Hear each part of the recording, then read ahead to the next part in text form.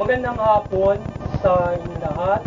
Ito po si Herbert Curia, author from The Bible Evangelism.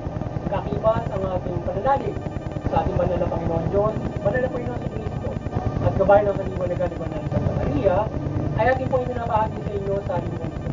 Ang mensahe ng banal. Ang tema ng mensahe natin banal na Panginoon Diyos ay ang matuwid na komunikasyon at kapayapaan. Yan. Ngayon po ay pagkatayin ko sa inyo ang mga mensahe ito mula po sa mga mabuting balita na pag-aari ng ating banal na Panginoon Diyos mula sa Panginoon sa Kristo at ayon po dito sa kay Apostol Apostol mula po sa mga taga-Efeso kabanata 4 talatang 26 talatang 27 hanggang 31 at 32. Ito po ang mensahe. Kung kayo may magagalit sa inyo kayo'y magkasala, agad ninyong pauwiin sa kalooban ang galit. Huwag ninyong bigyan ng pagkakataon ng Diablo. Alisin na ninyo ang lahat ng sama ng loob. At huwag kayong manghulyaw at mananakit ng damdamin ng kapwa. Dahil kayo maging mabait at maawain sa isa't isa, kawat tulad ng pagpapatawa sa inyo ng Diyos. Sa pamamagitan ni Kristo. Ulit po natin ang mga taga-Pilipos sa Kabanata 4, talatang 8 at 9. Ito po ang mensahe. Sa wakas, mga kapatid, dapat maging laman ng inyong isip ang mga bagay na karapat-dapat. At kapuri-puri mga bagay na totoo, marangal, matuwid, malinis kay ibig at kagalang-galang. Kaya isagawa ninyo ang lahat ng inyong natutunan, tinanggap natin nila nakita sa akin. Kung makagayon sa inyo ang Diyos na nagbigay ng kapayapaan. Ulit po natin, kay Apostol Tito, Kabanata 3, talatang 2. Ito po ang mensahe. Pagbawalan mo silang magsalita ng masama kanilman. Kailangan sila ay maulawain, mahinahon at maibigin sa kapayapaan. Kay Apostol Santiago, Kabanata 3, talatang 8 hanggang 10. Ito po ang mensahe. Ngunit walang tao na kasusupil sa dila. Ito ay napakasama at walang supil. Puno ng kamandag na nakay. Ito ang ginagamit natin sa pagpupuri sa ating Panginoon at Ama. At ito rin ang ginagamit natin sa pagkalimura ng sa tao na nilalang na kalarawan ng Diyos. Sa isang bibig ng pagpupuri sa pagkalimura. Hindi ito dapat mangyari, mga kapatid. Pagpupuri po natin sa 1 Pedro Kabanata 3. Ayon sa ating sulat, pagkit ng kapayapaan ng pamumuhay nila ay iibigin sa paghabi ng kasamaan. Ang marayang pangusap at panamang manilang sa kanyang mga labi, pagkaingat ang huwag lupal. Ang gawain iwasan na tuwina at magsanay sa wali na matuwid at magaling. Ang nitiling mapayapa ay mabuting pakisama sa kanyang puso't diwa ay tuntunin nangunguna. Ang mata ng Panginoon nakatugon. Pananalangin nila ay agad sinutugon. Agad malugod na dinirinig. Ngunit tuwing makikita ang mga taong pawang lihis, yaong banal niya mukha sa po mag-ingit-ingit. Muli, ito po ang mensahe at salita ng ating banal na Panginoon Diyos at sa ating pagbabahagi ng mabuting balita dito sa The Bible Evangelism o ating pag-ibig. Kasalamatan po na ng Diyos.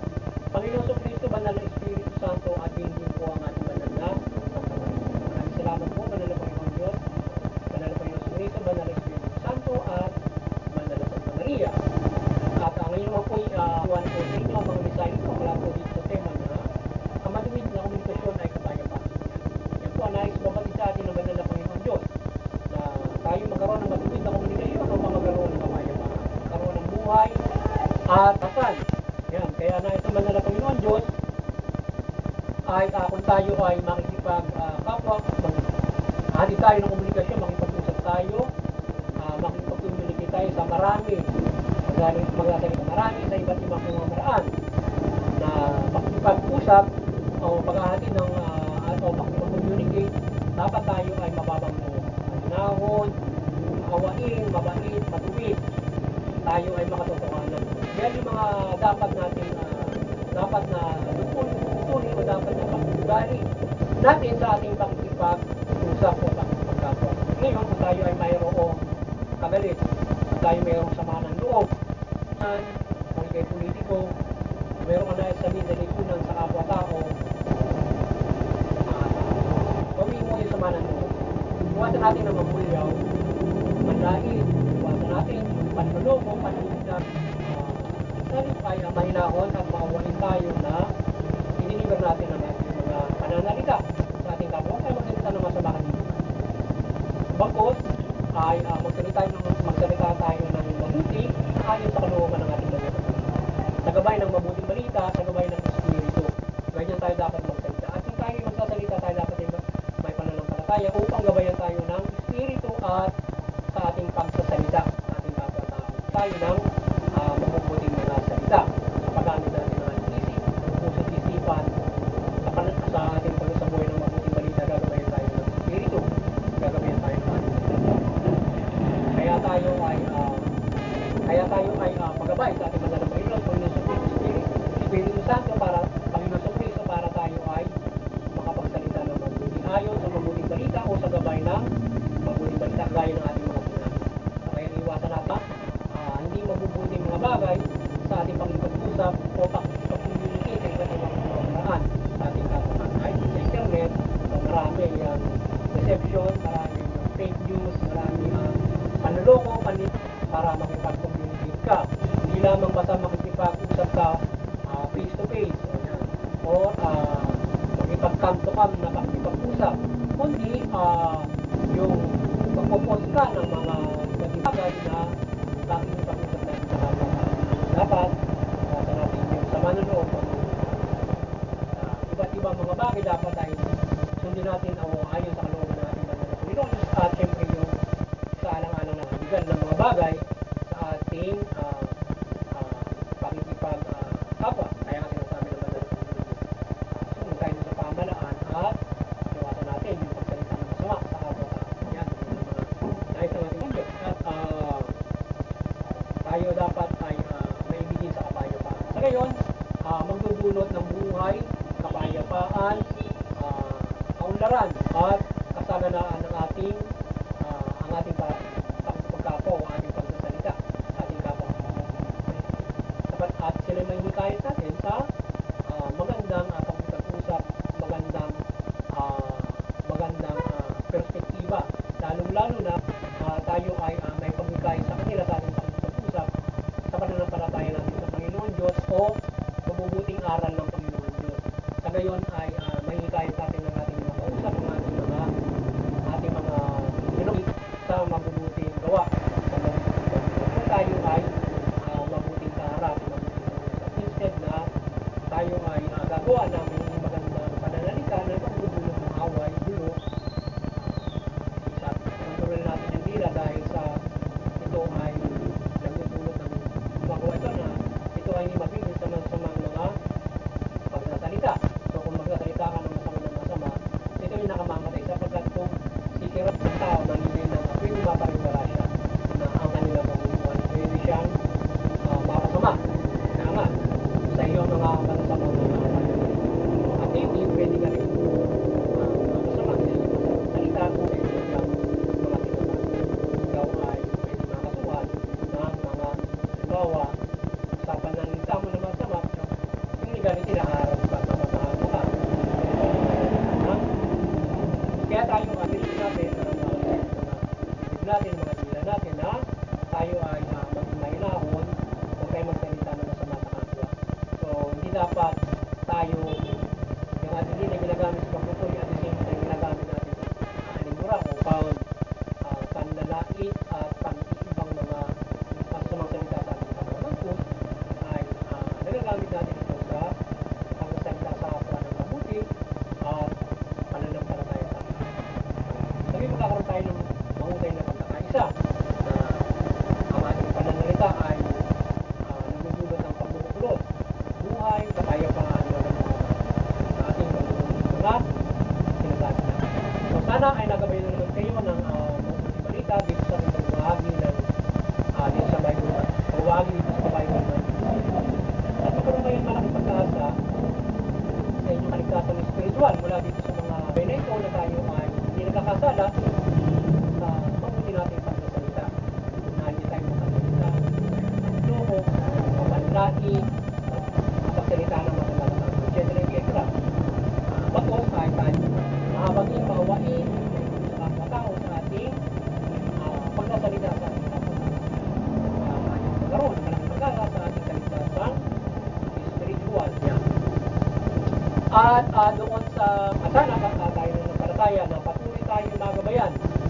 ating Banal na Santa Maria ng kanyang kalimutan. Gabay tayo ng Panginoon Diyos, Panginoon Jesucristo at Banal na Espiritu Santo ng Banal na Santa Maria ng kanyang kalimutan ng kanyang pagmimilagro. Bahagi natin ang mabuting balita at kayo ay paliwanagan at may kaya sa pagtaniman ng mabuting balita. At kayo ay gabayan tayo ng iba't ibang mga pagmimilagro sa ating pagbabahagi ng mabuting balita at kayo halimain ito mabuting balita. Sa kaya dito lahat ay sana patuloy tayong gabay ng presensya.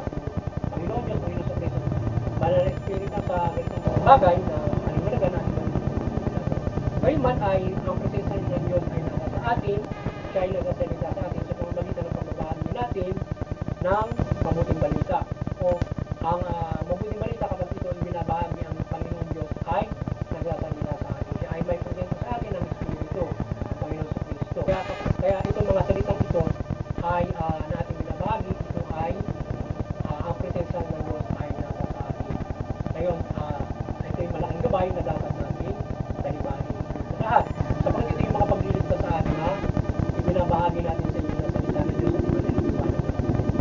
Sa lahat, ito yung mapapakinggan ninyo sa ating simbahan na ito ay mas malawak pa na pala ng Diyos ang gabay na may papaliwanag nila itong ating mga hinahalin ito at iba't ibang mga pangangaral mula dito sa ating kayo na pinagkaloob sa atin upang tayo ay makapagbahagi ng salita ng ating Panginoon. Ang gabay sa katauhan at partikular sa mga kapamalan. At doon sa interventionity, maliwanagan kayo, maliwanagan tayong lahat ng mga rebellion, pagiging ginanampalataya. Sa gayon tayo kakaisa sa kapayapaan, o meron tayong pagkakaisa, kapayapaan, pagtutulungan, pagmamahalan, isa upang maiwasan natin yung sigalutan, yung pagkakaunawaan sa ating mga paniniwala at mga karasan, sigalutan at digmaan. Tapos makagagabay tayo sa mga komunidad, pamilya, sa isang bansa at ito dyan ay